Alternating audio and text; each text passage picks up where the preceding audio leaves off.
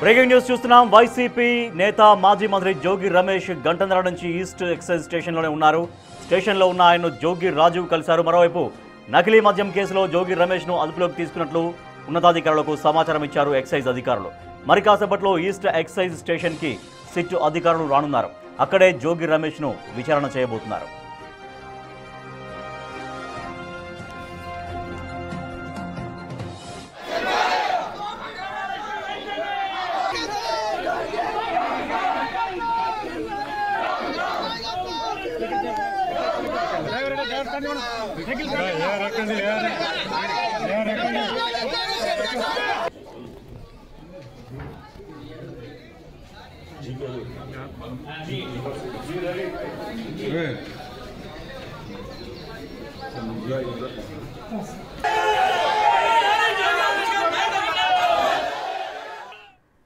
YCP నేత మాజీ మంత్రి జోగి రమేష్ గంటన్నర నుంచి ఈస్ట్ ఎక్సైజ్ స్టేషన్లోనే ఉన్నారు. స్టేషన్లో ఉన్న ఆయన్ని జోగి రాజు కలిశారు. మరోవైపు నకిలీ మద్యం కేసులో జోగి రమేష్ను అదుపులోకి తీసుకున్నట్లు ఉన్నతాధికారులకు సమాచారం ఇచ్చారు ఎక్సైజ్ అధికారులు. మరి కాసేపట్లో ఈస్ట్ ఎక్సైజ్ స్టేషన్కి సిట్ అధికారులు రానున్నారు. అక్కడే జోగి రమేష్ను విచారణ చేయబోతున్నారు.